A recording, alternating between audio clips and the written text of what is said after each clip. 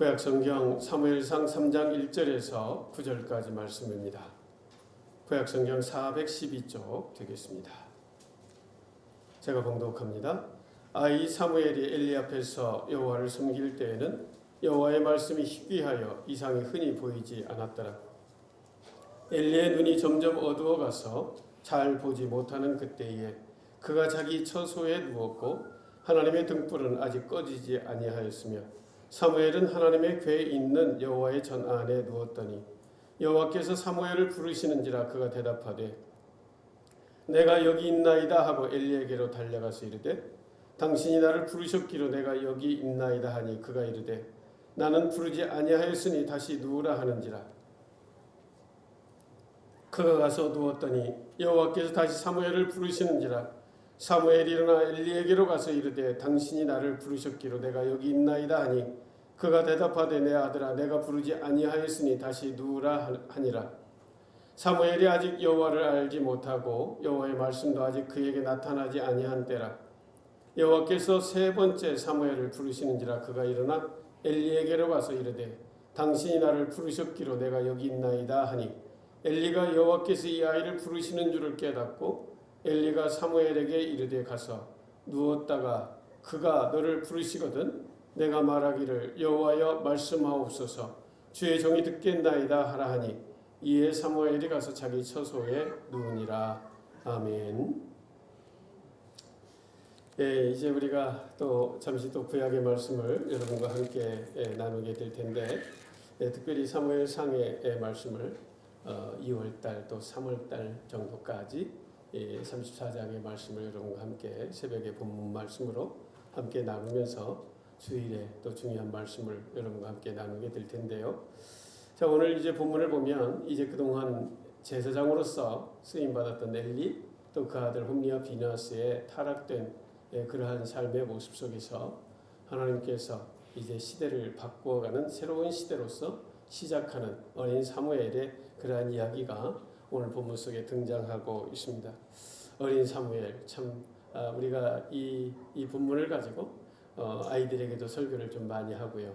좀 어린 사무엘의 어떠한 지혜로운 모습들 또 성소에서 자라는 아름다운 그런 모습들을 우리가 소개하면서 또 아이들에게 설교도 하고 또 어른들도 함께 도전받는 그러한 내용이기는 한데 오늘 본문을 통해서 듣는 것은 오늘 현실에 있어서 오늘 우리들의 삶의 모습이 어떠해야 될까라고 하는 그러한 말씀이죠. 참 이제 참으로 어두운 시대입니다. 오늘 사무엘서의 배경이 되는 그 상황은 바로 사사기의 말에 해당되는 말기에 해당되는 그러한 때이죠. 사사기의 특징이라고 한다면 자기소견에 옳은 대로 행하던 때가 바로 사사기의 어떤 그러한 특징이라고 할 수 있죠. 하나님의 말씀이 있음에도 불구하고 하나님의 말씀을 뒷전으로 하고 자기 소견에 옳은 대로 행하는 특징의 삶이 바로 사사시대의 삶의 모습이었다는 거예요. 사실은 이 시대는요 하나님의 말씀이 이미 있던 때입니다. 앞섰던 아브라함이나 노아나 모세 정도까지는 하나님과 1대1의 대면의 그러한 삶을 살았죠. 왜냐하면 하나님의 말씀이 없었기 때문에 하나님께서 그들에게 임재하셔서 하나님의 말씀을 주심으로 하나님의 뜻을 깨닫고 그 하나님의 말씀으로 순종하며 살아가던 그러한 삶의 모습이었죠. 그러나 여러분 지금 이 사사시대에는 이미 모세를 통해서 십계명이라고 하는 모세 오경이라고 하는 하나님의 말씀이 이미 주어져 있습니다. 저와 여러분처럼 이 성경을 보는 것처럼 모세 오경의 말씀이 이미 이 사사시대에는 말씀이 되어 있던 거죠. 그러니 이들의 삶이 어떻게 되어야 할까요? 이미 주어진 말씀을 잘 실천하고 살면 되는 거예요.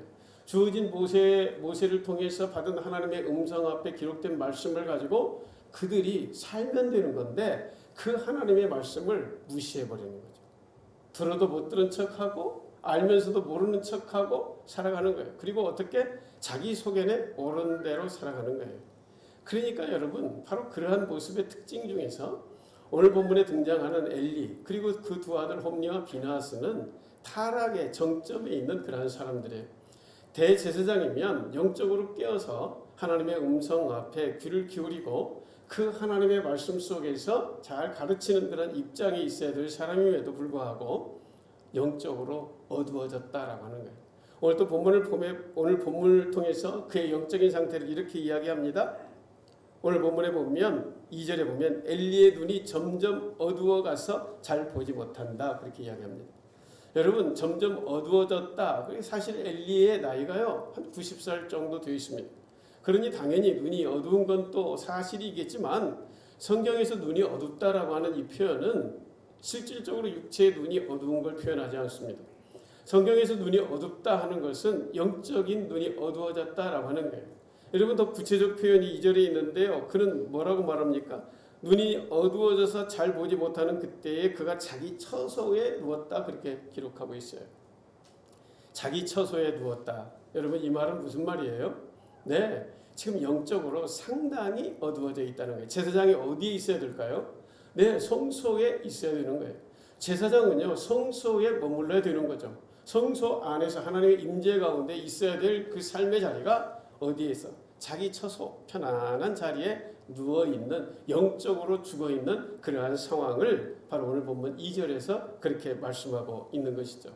그러니 여러분 그 당시의 상황이 어땠다고 오늘 1절에 말합니까? 이에 사무엘이 엘리 앞에서 여호와를 섬길 때에는 여호와의 말씀이 희귀하여, 여러분 여호와의 말씀이 희귀하여, 그러니까 여호와의 말씀이 흔하지 않은 거예요. 희귀하여 이상이 흔히 보이지 않았다라고 하는 거예요. 얼마나 세상이 어두웠으면 하나님의 말씀이 이미 선포되어 있음에도 불구하고 여호와 말씀이 희귀하고 이상, 이 비전, 하존이라고 하는 히브리어인데요. 바로 이 이상이 보이지 않았다는 거예요. 어디에도 꿈이 보이지 않는, 비전이 없는, 하존이 없는 그러한 세상이었다라고 하는 거죠. 그만큼 세상이 어두웠다라고 하는 거예요. 여러분 그 어두움의 특징이 뭐였냐면 바로 이 제사장이라고 하는 이 제사장, 바로 엘리와 그 두 아들 홈리와 비느하스가 얼마나 타락했는가를 우리는 앞장에서 좀 살펴보아야 됩니다. 여러분 성경 2장으로 다시 한번 넘어가시면요, 2장에 보면요 이 사람들이 얼만큼 타락했는지를 알 수가 있어요. 오늘 22절의 말씀, 2장 22절의 말씀 한번 보시겠습니다. 2장 22절. 엘리가 매우 늙었더니 그의 아들들이 온 이스라엘에 행한 모든 일과 회막문에서 수종드는 여인들과 동침하였음을 듣고, 엘리가 매우 늙었더니, 여기 늙었더니라는 이 말은요 바로 이제 육체적 늙음도 이야기할 수 있겠지만 그 늙음이라고 하는 것은 영적인 늙음이에요. 영적인 이제 연약함의 모습을 그렇게 표현하고 있습니다. 바로 그런데 회막문에 수종드는 여인들과 누가 동침했다. 누가 동침했다는 거예요? 아들들. 그 아들들도 지금 제사장입니다. 엘리는 대제사장이고 두 아들은 그 아버지의 대를 이어서 제사장으로서의 신분을 감당하고 있는 사람들이 성막에서 봉사하는 여인들과 안 좋은 일들을 행했다라고 하는 사실이죠. 여러분 그뿐이 아닙니다. 이들이 행했던 것은요 바로 15절에도 보면 그들 홈리와 비느하스가 어떤 일을 행했는지 기록되고 있습니다. 14절. 그것으로 냄비에나 솥에나 큰 솔에나 가마에 찔러 넣어 갈고리에 걸려 나오는 것은 제사장이 자기 것으로 가지되 실로에서 그곳에 온 모든 이스라엘 사람에게 이같이 할 뿐이라. 여러분 제사장들은요 먹을 권리가 있긴 있습니다. 그러나 먹을 수 있는 부위가 있죠. 볼살, 그리고 몇 군데 정해져 있는 그러한 살을 제사장이 먹게 되어 있습니다. 그런데 이들은 세 살 갈고리로 찔러가지고 아무데나 찔러서 자기가 먹고 싶은데 찔러가지고 그것을 먹는다는 얘기예요. 그뿐만이 아니에요. 15절에 보면 기름을 태우기 전에도 제사장의 사원이 와서 제사 드리는 사람에게 이르기를 제사장에게 부어 드릴 고기를 내라. 그가 내게 삶은 고기를 원하지 아니하고 날 것을 원하신다 하다가 그 사람이 이르기를 반드시 먼저 기름을 태운 후에 내 마음에 원하는 대로 가지라 하면 그가 말하기를 아니라 지금 내게 내라. 그렇지 아니하면 내가 억지로 빼앗으리라 하였으니, 이건 완전히 강도입니다. 강도. 제사장이 아니라 제사를 드리러 온 그러한 사람들을 향하여, 그 백성들을 향하여 강제로 자기가 먹고 싶은 부위를 미리 내놓으라는 거예요. 여러분 지금 뭐에 잿밥에 관심이 있는 그러한 사람의 모습이 아니겠습니까? 지금 제사장으로서의 행동이라고는 볼 수가 없어요. 그야말로 강도와 비슷한 그러한 사람의 모습을 행실을 하고 있다는 거예요. 그런데 말입니다. 그러한 사실을 지금 엘리는요 22절에 보면요 한번 보십시오. 엘리가 매우 늙었더니 그의 아들들이 온 이스라엘에 행한 모든 일과 회막문에서 수종드는 여인들과 동침하였음을 듣고, 여러분 지금 이것도 세상 사람들이 다 돌고 돌아서 그리고 난 다음에 엘리가 들었다는 얘기예요. 그만큼 자식들의 어떠한 일에 관심이 없어요. 그리고 자식들이 무슨 일을 행하고 있는지 지금 알지도 못해요. 그리고 세상 사람들이 이야기하는 거 돌고 돌고 돌아서 이제 그런 일들을 들었다는 거예요. 그런데 여러분 그 일을 들었으면 어떻게 해야 될까요? 자식들을 향하여 혼을 내고 그렇게 안 되도록 가르치고 해야 할 텐데 그러지 않았다라고 하는 사실이에요. 여러분 바로 오늘 보면 2장 29절도 한번 보십시오. 너희는 어찌하여 내가 처소에서 명령한 내 재물과 예물을 밟으며 내 아들들을 나보다 더 중히 여겨 내 백성 이스라엘이 드리는 가장 좋은 것으로 너희들을 살찌게 하느냐, 그렇게 말합니다. 여러분 지금 하나님께서 너무너무 답답한 거예요. 그래서 하나님의 사람을 엘리에게 보낸 겁니다. 그리고 너는 어찌하여 지금 27절부터 세 가지로 지금 계속해서 왜 이러고 있느냐라고 따지는 거죠. 네 아들들을 나보다, 그러니까 하나님보다 더 중하게 여겨 내 백성 이스라엘이 드리는 가장 좋은 것으로 너희 자식들을 살찌게만 하고 있느냐라고 하는 그러한 추궁이죠. 얼마나 타락된 모습입니까? 여러분 하나님의 입장에서는 너무너무 답답한 현실이에요. 아니 제사장으로 세워놓고 대제사장에다가 제사장으로 세워놨으면 백성들을 잘 이끌고 가야 할 때예요. 여러분 이 시대는 지금 사사시대 말기이기 때문에 왕도 없어요. 지금 오로지 마지막 사사로서 사무엘이 이제 쓰임받게 되고 이제 선지자로서 첫째 선지자로 사무엘이 쓰임받게 되는 그러한 이제 변환기인데, 바로 엘리의 대제사장과 홈리와 비느하스라고 하는 이 제사장들은 하나님의 당시로서는 종교적인 최고봉에 있는 사람 아닙니까? 종교의 위치에서 왕도 없고 사사도 없던 그 시절에 최고의 자리에 있는 그러한 사람으로서 모범을 보이고 이끌어가야 할 사람임에도 불구하고 전혀 모범을 보이지 못하고 오히려 강도와 같은 그러한 짓들을 행하고 있었다라고 하는 거예요. 그래서 여러분 하나님께서는요 그들에게 이제 경고를 했습니다. 경고를 했어요. 오늘 34절을 보면요, 2장 34절, 내 두 아들 홈리와 비느하스가 한날에 죽으리니 그 둘이 당할 그 일을 내게 표징이 되리라. 너에게 표징이 될 것이다. 네, 얼마나 말을 안 듣고 하나님께서 그 귀한 직분을 주셨음에도 그 직분을 소홀히 여기고 하나님의 말씀을 멸시하고 자기 자식들에게도 가르치지 않고, 그러므로 인해서 네 두 자식, 네가 나보다 중하게 여기는 네 두 자식 홈리와 비느하스를 한날 한시에 내가 죽이겠다. 그렇게 경고의 메시지를 주시잖아요. 여러분 그러한 경고를 들으면 어떻게 해야 될까요? 그런 경고를 들은 사람은요 돌이켜야 돼요. 그리고 가르쳐야 되는 거예요. 하나님의 말씀을 정말로 중하게 여긴다면. 그런데 그 말씀을요 그냥 흘려 들어버리고 말아요. 그리고 자식들을 가르치려고 하진 않아요. 그리고 자신의 잘못된 그러한 영적 어두움을 어떻게 회복하려고도 안 해요. 그러니까 하나님이 어디에다 관심을 둘까요? 내 어린 사무엘에게 말씀하시는 거예요. 어린 사무엘에게 말씀하시는 거예요. 여러분 오늘 본문 3장 1절에 등장하는 이 사무엘은요 지금 나이가 몇 살 정도 됐냐면 지금 12살 정도 됩니다. 역사가 요세푸스의 그러한 증언에 의하면 이제 12살 정도 된, 이제 우리로 보면 초등학교 한 5학년쯤 된 아이예요. 그 아이에게 하나님이 지금 말씀하시는 거예요. 얼마나 답답하면. 하나님은 지금 말씀하셔서 이 세상을 좀 고쳐 나가야 되겠는데 대제사장이라고 하는 존재, 그 제사장의 아들, 제사장이라고 하는 그 아들들은 엉뚱한 짓에다가 아주 강도 같은 짓만 하고 있으니, 그리고 하나님의 말씀을, 하나님의 사람을 보내서 하나님의 말씀을 전하면 그것을 고치고 돌이키려고 하는 게 아니라 그냥 자기 자신을 더 귀중하게 여기고 내 자식을 기죽일 수 없다라고 말하면서 그러면서 그거를 묵인하고 나아가는 그러한 사람들을 향해서 답답하니까 이제는 하나님께서 어린 사무엘을 부르시는 거예요. 그런데 오늘 본문의 과정이 바로 이제 그런 것입니다. 이제 그럼에도 불구하고 사무엘은 그 말을 알아듣지 못해요. 알아듣지 못할 이유가 있죠. 오늘 3장 7절의 말씀 여러분 한번 보십시오. 오늘 3장 7절의 말씀을 보면 사무엘이 아직 여호와를 알지 못하고, 여러분 지금 12살입니다.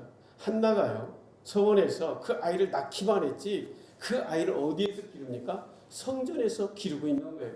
성전에서 엘리의 어떤 지도를 받으며 지금 자라고 있는 거예요. 몇 년 동안? 12년 동안 자랐어요. 지금 우리 아이들 주일학교 지금 5학년이면요 하나님 다 알아요. 하나님이 누군지 예수님이 누군지 다 알아요. 주일날 하루 나와서 공부해도 예배드려도 하나님이 누군지 예수님이 누군지 어떻게 구원받았는지 다 알아요. 근데 지금 12살 사무엘은 여호와를 알지 못했다는 거예요. 그러니까 엘리는요 지금 이 사무엘을 가르친 게 아니에요. 자기 심부름꾼으로 밥이나 시키고 빨래나 시키고 물이나 깃고 하는 그러한 일들만을 시켰다는 얘기예요. 그러니 그 밑에서 12년 동안을 보내온 사무엘이 아무것도 모르는 거예요. 그저 자기는 성소에 있어야 될 줄만 알고 성소의 임재, 성소 안에만 있는 거예요. 여러분 정말 오늘 우리가 이 말씀을 대하면서 오늘 우리가 어떤 마음을 가져야 될까라고 하는 거 여러분 중요하게 깨달으셔야 됩니다. 여러분 하나님의 말씀이 아무리 있어도 하나님의 말씀을 귀담아 듣지 않으면 이런 현실이 우리에게 닥치는 거예요. 하나님이 말씀하시면 그 하나님의 말씀을 하나님의 음성으로 듣고 내가 돌이켜야 할 걸 돌이키고 내려놓아야 할 걸 내려놓고 끊어버려야 할 걸 끊어버리는 결단이 있어야 되는데 소규의 격리기 그냥 한쪽으로 듣고 한쪽으로 그냥 흘려버리는 그런 삶을 살아가기 때문이에요. 여러분 한번 말씀 보시죠. 아모스 11장의 말씀.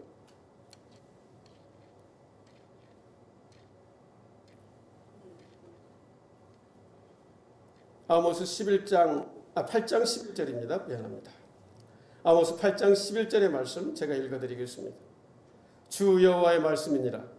보라 날이 이를지라. 내가 기근을 땅에 보내리니 양식이 없어 주림이 아니며 물이 없어 가람이 아니요 여호와의 말씀을 듣지 못한 기갈이라. 그렇게 말씀하십니다. 여러분 양식이 없어 주림이 아니고 물이 없어 가람이 아니고 여호와의 말씀을 듣지 못해 기갈이라 말씀하십니다. 하나님께서 이 땅에 주신 가장 큰 재앙이 무엇이냐? 양식이 없는 재앙, 그건 아무것도 아니라는 거예요. 물이 없는 재앙, 그것도 아무것도 아니라는 거예요. 하나님의 말씀이 없다면 그것은 재앙 중에서 가장 큰 재앙이다. 그렇게 말씀하고 있는 것입니다. 여호와의 말씀을 듣지 못하는 기갈. 여러분 우리는요 여호와의 말씀을 잘 안 들으려고 해요. 왜 안 들으려고 하는가? 들으면 마음이 찔려요. 그래서 하나님의 말씀을 들으면 저렇게 살다가는 내가 거지 될 것 같고 저렇게 살다가는 우리 자식이 제대로 인간 노릇 못할 것 같고 교회만 다녀가지고는 안 될 것 같고 예배에 충실하게 참석하고 공부 안 하면 뭔가 좀 실패의 인생을 살 것 같고 그래서 예배를 잘 안 드리려고 해요. 기도도 하게 되면 또 그대로 살아야 될 것 같아서 부담이 되는 거예요. 여러분 하나님의 말씀으로 살면 자꾸 귀찮다는 생각이 들어요. 하나님의 말씀대로 살면 내가 인생이 자꾸 꼬일 것 같은 그런 생각이 드는 거예요. 하나님의 말씀으로 살면 자꾸 양보를 해야 될 것 같은 거예요. 이 경쟁 사회에서 누군가를 짓누르고 내가 일어서야 되는데 하나님의 말씀을 들으면 자꾸 뭔가 양보해야 되고 내가 좀 져줘야 될 것 같고 내가 포기해야 될 것 같은 생각이 드는 거예요. 그러니까 하나님의 말씀을 안 들으려고 해요. 그리고 어떻게든지 좀 구원은 좀 받고 천국은 좀 가봐야 되겠는데 그러니까 주일 오전 예배 잠시 잠깐 참석하고 주일 오후 예배도 수요 예배도 새벽 기도도 관심 없이 그렇게 살아가는 거예요. 여러분 여러분의 마음을 솔직하게 한번 살펴보십시오. 정말 하나님의 말씀을 하나님의 말씀으로 듣고 그 말씀이 나에게 무엇을 요구하는지 여러분 한번 생각해 보시란 말이에요. 그냥 목사가 좋은 소리 하네, 좀 은혜로운 말이구만, 그런 정도로 끝이면 아무런 의미 없는 예배 참석입니다. 하나님의 말씀을 하나님의 말씀으로 들으면 그 말씀을 통해서 나에게 무엇을 요구하고 있는지 그것을 깨닫고 결단하고 돌이켜야 할 걸 돌이키고 끊을 때 끊어버리고 가르쳐야 할 것을 가르치는 그런 부모로서 결단이 있어지는 그런 우리가 돼야지. 적당히 한다면 오늘 엘리나 홈리와 비나스와 다를 게 뭐가 있습니까? 그러면 하나님이 그 촛대를 옮기십니다. 옮기셔요. 아무리 말을 해도 말을 듣지 않으면 그 직분이 뭐가 되었든지 아무 필요가 없어요. 목사가 되었던 장로가 되었던 뭐가 되었던 아무 필요가 없어요. 하나님의 말씀이 선포되면 하나님의 말씀을 듣고 그 말씀에 아멘하고 그 말씀 앞에 순종의 삶을 살아가기로 결단해야 그게 의미가 있는 거지. 무슨 직분이 의미가 있어요? 오늘날 한국교회가요, 사회로부터 지탄받는 이유가 바로 거기에 있어요. 목사도 많고 장로도 많지만 한국교회가 세상으로부터 지탄받는 이유는 하나님의 말씀을 들었으면 그 하나님의 말씀대로 살아가려고 결단하는 그런 삶이 있어야 되는데 그런 결단이 없는 거예요. 그리고 그렇게 살면 죽을 것 같은 거예요. 그렇게 살 것 같으면 그렇게 살면 망할 것 같은 거예요. 그래서 못 사는 거예요. 그래서 하나님의 말씀을 들으려 하지 않아요. 그래도 좀 불안하니까 주일 아침은 좀 참석해서 예배는 좀 한번 드린다. 그래야 좀 보험이라도 하나 드는 것 같은 그런 느낌인 거죠. 여러분, 그렇게 신앙생활해서는 안 됩니다. 여러분, 오늘 말씀이 없는 그 기갈, 말씀을 귀를 닫고 살아가는 그 기갈이 가장 큰 재앙이다. 그렇게 말씀하고 있습니다. 아모스 8장 12절의 말씀. 사람이 이 바다에서 저 바다까지 북쪽에서 동쪽까지 비틀거리며 여호와의 말씀을 구하려고 돌아다녀도 얻지 못한다. 여러분, 이것이 이 시대의 모습이라 그런 말씀인 것입니다. 하나님의 말씀이 사라진 시대, 들으려 하지 않으니 하나님께서도 포기하신 겁니다. 들으려 하지 않으니 아무리 하나님이 가르쳐주고 경고의 메시지를 줘도 들으려 하지 않으니 방법이 없는 거예요. 그래서 어린 사무엘을 붙들고 하나님이 3번, 4번씩 이야기하는 거예요. 사무엘아, 사무엘아, 사무엘아, 사무엘아. 그 아이는 배운 게 없어서 하나님이 부르심에도 하나님의 부르심인지 모르는 거예요. 그럼에도 불구하고 하나님은 그 어린 사무엘을 부르셔서 새로운 시대를 시작해 보시겠다는 거예요. 이제 좀 세상을 좀 바꾸시겠다고 말씀하시는 거예요. 여러분, 오늘 이 아침에 하나님께서 저와 여러분을 향한 마음이 바로 그런 마음이에요. 적당히 신앙생활을 하려고 하면 안 되는 것입니다. 여러분, 오늘 우리가 하나님의 말씀을 여러분 덮으면 그 즉시 오늘은요, 지금은요, 하나님이 우리에게 어떻게 말씀하실까요? 지금은요, 한정배, 정배야 부르지 않습니다. 지금은요, 하나님이 어떻게 우리에게 말씀하시는가? 이미 성경 66권에 다 말씀해 주셨어요. 그래서 여러분이 하나님의 말씀을 안 들으려고 하면 딱 덮어놓고 신앙생활 하시면 여러분 하나님의 말씀을 못 듣습니다.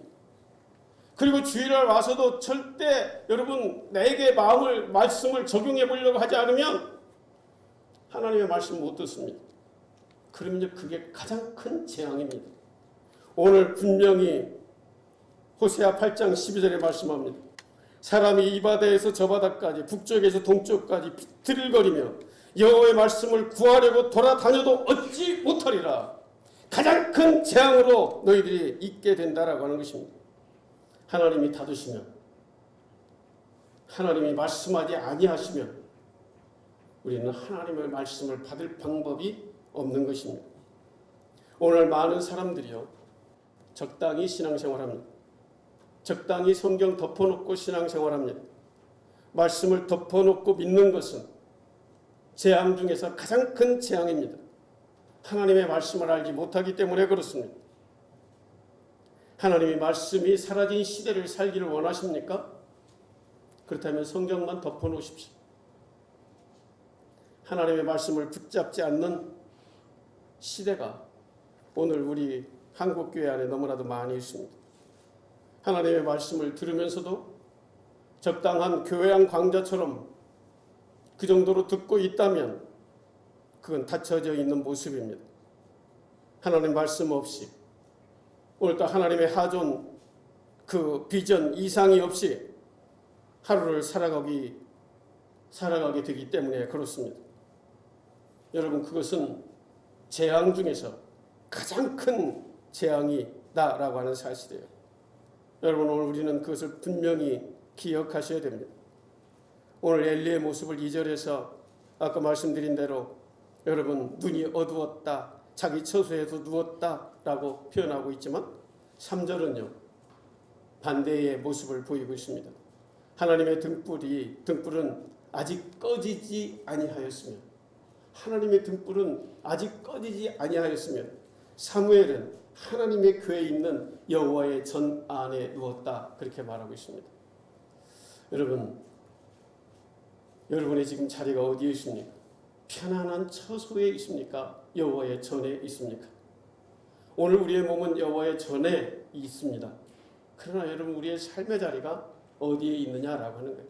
하나님의 말씀 안에 있다면 여호와의 임재 안에 머무는 사람들이 되는 거죠. 여러분, 왜 하나님께서 지금 사무엘에게 나타나서 3번씩이나 말씀을 하실까요? 엘리가 말입니다. 대제사장인 엘리가 여호와의 성전에 있었다면 하나님이 누구를 지금 데리고 말씀을 하실까요? 네, 당연히 대제사장인 엘리를 붙들고 이야기를 하실 거예요. 그런데 엘리는요 영적으로 귀를 닫고 있습니다. 그리고 자기 편안한 처소에 있습니다. 하나님의 전과는 무관하게 지금 있는 거죠. 어린 사무엘이지만 그 12살짜리 어린 사무엘이지만 그가 성소 안에 하나님 임재 안에 있기 때문에 하나님은 그 사무엘을 부르셔서 하나님의 마음을 전하는 거예요. 하나님의 뜻을 전하는 거예요. 하나님은 그래서 그 사무엘을 3번씩 4번씩 부르고 있는 거예요. 깨닫지 못하니까. 그래도 간절함으로 하나님은 그 어린 생명이라도 불러가지고 하나님의 뜻을 전하고 싶은 하나님의 간절한 그런 마음이 있었기 때문에 하나님은 바로 어린 사무엘을 불렀다라고 하는 사실이 있습니다. 여러분, 이 성소 안에 머문다, 성소의 궤 앞에 있다라고 하는 것은요 굉장히 중요한 의미인 것입니다. 여러분, 이것은 어떤 언약궤 하나를 이야기하는 게 아니라 하나님의 임재 가운데 있다 하는 그러한 말이죠. 여러분, 4장 5장 이제 사무엘 우리가 계속해서 새벽의 말씀으로 여러분과 함께 나누겠지만 4장 5장 6장 7장으로 가보면요 이제 언약궤를 빼앗깁니다. 그리고 이제 겨우 6장에 가서 이제 다윗이 왕이 되었을 때 비로소 이제 그 언약궤를 찾아오게 되는데요. 그 사이는요 하나님의 임재가 없는 그야말로 어두움의 시대를 이스라엘 백성들이 상징적으로 살아가게 되는 것이죠. 여러분, 바로 이 언약궤 앞에 있다고 하는 것은 하나님의 임재를 상징하는 굉장히 그러한 중요한 말인 거예요. 그런데 엘리는 자기 처소에서 누워 있습니다. 하나님의 임재가 있는 그곳에 있어야 될 대제사장이 자기 처소에서 편안하게 있다라고 하는 거예요. 관심이 없다는 얘기죠. 여러분, 그러면 어떻게 될까요? 하나님의 경고의 메시지가요 그대로 그 가정에 임하게 되는 거예요. 그대로 그 가정에 임하는 거예요. 여러분, 뒤로 또 우리가 또 살펴볼 수 있겠지만요 홈리와 비냐스는요 한시에 동시에 죽습니다. 엘리도 물론 죽고요. 여러분, 하나님의 말씀은요 이건 변치 않는 거예요. 하나님의 경고의 말씀을 듣지 않으면 하나님의 경고의 말씀이 그대로 실천이 되는 거예요. 여러분, 오늘 우리는 이 하나님의 경고를 우리가 듣고 있다는 것은 오늘 우리에게 기회가 있다는 이야기예요. 하나님이 기회로 우리에게 주시고 있는 말씀이에요. 경고가요 계속해서 경고로만 있지 않아요. 반드시 경고는 실천이 되는 거예요. 행동으로 드러나게 되어 있습니다. 그러니까 하나님의 경고의 말씀을 우리가 들을 때 우리가 그걸 경고로 받고 내 삶을 돌이키면, 이미 하나님께서는 하나님의 사람을 보내서 엘리와 엘리 가정을 돌이키기 위하여 경고의 메시지를 주었어요. 그런데 그 경고의 메시지를 듣고도 돌이키지 않으니 하나님은 그 경고를 실천할 수밖에 없죠. 그래야 공의의 하나님이시기 때문에. 여러분 오늘 우리에게 이 말씀은 우리에게 동일하게 경고의 메시지로 주는 것입니다. 여러분 이 경고의 메시지를 경히 여기지 마십시오. 그리고 경고의 메시지를 나에게 주신 말씀을 알고 내 삶에서 돌이켜야 할 부분들을 돌이키는 그러한 저와 여러분이 되어야 된다라고 하는 것입니다. 중요한 것은요. 바로 여러분 참 이게 아이러니 중에 아이러니가 아닐 수가 없어요. 아무리 영적으로 어두워도 3번씩이나 부르면 좀 깨달아야 될 거 아니에요. 그렇잖아요. 대제사장 정도 됐으면 아 이거 하나님이 부르시는 거네. 처음은 모를 수 있어요. 뭐 자다가 뭐 이렇게 들으면 또 모를 수도 있겠죠. 아무리 영적으로 어두워도. 그런데 2번, 3번을 부르는데도 모르는 거예요. 야 내가 언제 너를 불렀다고 자꾸 귀찮게 빨리 가 잘하니까 그런 식이라 이 말입니다. 예? 그러니까 이것은 정말로 신기한 일이에요. 신기한 일. 아이 사무엘이 못 듣는 것은 어떻게 보면 배우지 못했기 때문에 당연한 거죠. 그런데 어른이 되고 대제사장이 돼서 하나님의 말씀을 증거하고 하나님의 말씀을 가지고 제사를 집례하는 그러한 대제사장이 하나님에 대해서 이렇게 영적으로 둔감하다면 이건 신기한 일이 아닐 수가 없어요. 남의 이야기 같습니까? 여러분 오늘 우리들의 이야기입니다. 여러분 우리가 신앙생활을 20년, 30년, 40년, 50년을 하고도 여전히 하나님의 말씀 앞에 둔감하다면 여러분 뭐가 다릅습니까? 똑같은 이치예요. 똑같은 거예요. 여러분 오늘 우리가 영적으로 깨어 있어야 돼요. 그리고 하나님의 말씀을 하나님의 말씀으로 듣고 내가 결단해야 할 일은 반드시 결단을 하고 끊어야 될 건 끊고 돌이켜야 할 건 돌이키는 그런 결단의 행위가 있어야 돼요. 그걸 자꾸 미적미적하면 안 돼요. 왜냐하면 하나님의 경고는 계속 경고로만 있지 않아요. 반드시 행해질 수 있을 것이기 때문에 여러분 그래서 우리가 정말로 좀 거룩한 두려움을 가지고 우리가 믿음의 길을 걸어가야 된다 그런 말씀이에요. 그리고 하나 더 이제 우리의 자녀들이 우리의 다음 세대들이 이렇게 안 가르쳐가지고 모르는 그러한 일이 없어야 될 거 아니에요. 우리의 다음 세대들이 이렇게 12년 동안이나 성소에서 살았음에도 불구하고 하나님에 대해서 알지 못한다.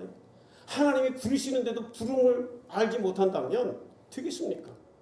그런데 가르쳐 주니까 알잖아요. 가르쳐 주니까 알고 그 하나님의 말씀을 받아서 그 하나님의 말씀을 엘리에게 다시 전하게 되잖아요. 여러분 그래서 우리는요 자녀들에게 정말 잘 가르쳐야 돼요. 하나님의 말씀을 깨달을 수 있도록 잘 가르치는 그 다음 세대의 교육이 꼭 필요하다 그런 이야기예요. 여러분 다음 세대 그놈들이 12살 그놈들이 뭘 알겠냐라고 생각하면 큰 오산입니다. 하나님의 말씀이 임하면 어린 아이도 하나님의 말씀을 깨달을 수가 있어요. 잘 가르치고 깨닫게 하면 다 깨달을 수 있어요. 그놈들에게 뭐 가르쳐서 뭐가 있겠냐라고 생각하면 안 된다는 거예요. 12살 사무엘도 가르치니까 깨닫고 그 하나님의 말씀을 받아서 그 하나님의 말씀을 전했다 이 말이에요. 그리고 하나님의 사람으로 이제 세워져가는 그러한 모습을 우리가 이후의 말씀을 통해서 볼 수가 있습니다. 오늘 다음 세대에 우리가 관심을 가지고 있어야 될 그러한 마음이다라는 거죠. 그래서 여러분 중요한 거예요. 엘리는요 처음에 무시를 한 거죠. 아 그놈이 뭘 들었겠어? 네가 너 같은 것이 무슨 하나님의 음성을 들었겠어? 그런 교만함이 있는 거예요. 근데 여러분 오늘날 우리 교회 공동체 안에도 그런 무시가 있어요. 아이들이 정말 예배드리고 가면 저놈들이 무슨 뭐 예배를 제대로 드리겠어? 장난이나 치고 뭐 게임이나 하고 뭐 그러겠지라고 생각하시면 안 된다는 거죠. 그 아이들 하나하나를 잘 말씀으로 깨닫게 하고 양육하고 가르쳐서 그 아이들이 다음 세대가 잘 세워져 갈 수 있도록 우리가 해야 된다는 거죠. 그래서 우리가 여러분 이제 오늘 예배 마치면 이제 사역 신청서를 받을 것입니다. 여러분 사역 신청서에 특별히 주일학교에 여러분이 교사를 많이 자원해 주십시오. 여러분 교사가 필요합니다. 다음 세대를 세울 수 있는 가르칠 수 있는 교사들이 필요해요. 지금 우리 교사가 없습니다. 교사가 없어요.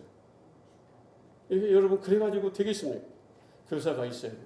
그리고 교사에 많이 지원해 주시고 적어도 항존 직분자들은 좀 많이 좀 지원해 주시기 바랍니다. 그리고 찬양대에 좀 지원해 주세요. 찬양대. 다른 데는 조금 뭐 없어도 없는 대로 또 할 수 있겠지만 찬양대는 사람이 없으면 찬양대가 운영이 안 됩니다. 여러분, 찬양대가 하나님을 여호와를 찬양하는 찬양대가 예배 시간에 서 있어야 돼요. 그래서 찬양대에 좀 많이 지원해 주시고 주일학교 아동부 중고등부 교사로 여러분들이 좀 많이 지원해 주셔서 우리 다음 세대가 하나님의 말씀으로 잘 양육받고 우리 교회에 진정한 소망이 있는 그러한 우리 청산교회 공동체가 될 수 있도록 여러분 그렇게 해줬으면 좋겠습니다. 여러분, 사실 우리는 가정에서 다 그렇게 하고 있습니다. 부모된 저와 여러분은 우리는 막 고급 음식으로 막 배를 채우면 애들은 라면이나 끓여주고 떡볶이나 좀 해주고 그럽니까? 그렇지 않습니다. 부모들은 오히려 라면 먹고 적당히 한 끼 때워도 아이들에게 영양 판단해가지고 때마다 뭐 보약도 해주고 뭐 또 키도 크게 뭐 사주고 뭐 영양제도 먹이고 또 밥도 좀 골고루 이렇게 또 해서 먹이지 않습니까? 근데 교회는 그렇게 안 하고 있어요. 어른들은 좀 좋은 거 먹으면서 아이들에게는 대충대충 그냥 그렇게 하고 있다 이 말이에요. 그러면 안 되죠.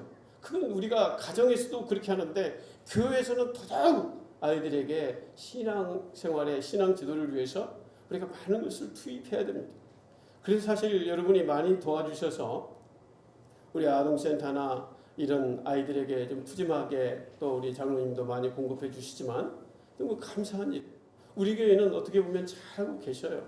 다음 세대를 살리기 위해서 많은 것을 투입하고 있습니다. 그런데 이제 그것들이 천천히 열매를 맺어가야 될 것입니다. 그러기 위해서 교사가 필요합니다. 여러분 교사로 많이 좀 지원하셔서 우리가 주일학교가 잘 세워져 갈 수 있도록 여러분 해주시면 고맙겠습니다. 기도하겠습니다. 사랑하는 아버지 하나님 감사합니다. 오늘 또 말씀하여 주시고 하나님의 음성을 들려주시고자 하나님의 꿈, 하나님의 비전, 하나님의 하전, 하나님의 이상을 따라 살게 하시고자 안타깝게 우리의 마음을 두드리시는 그 주님의 마음을 아버지 함께 나누었습니다. 아버지 하나님, 우리가 그동안 엘리처럼 영의 눈과 귀가 어두워 마음이 굳어져 하나님의 말씀을 듣지 못하고 또 적당히 들으려 하고 외면하고 살고 있는 우리들의 모습은 얼마나 많이 있었습니까? 아버지 하나님, 하나님의 등불이 꺼지지 않은 그때에 하나님의 전해범은 사무엘에게 하나님의 음성을 듣게 하여 주셨사온데 하나님, 오늘 우리가 그 사무엘과 같은 아이가 되어 우리도 주님의 음성을 듣고 주님의 말씀을 깨닫고 그 말씀을 가지고 실천하며 이 시대를 밝혀나가는 하나님의 등불로 아버지 쓰임받는 하나님의 백성들 모두가 꼭 되게 하여 주시옵소서. 예수님의 이름으로 기도하옵나이다. 아멘.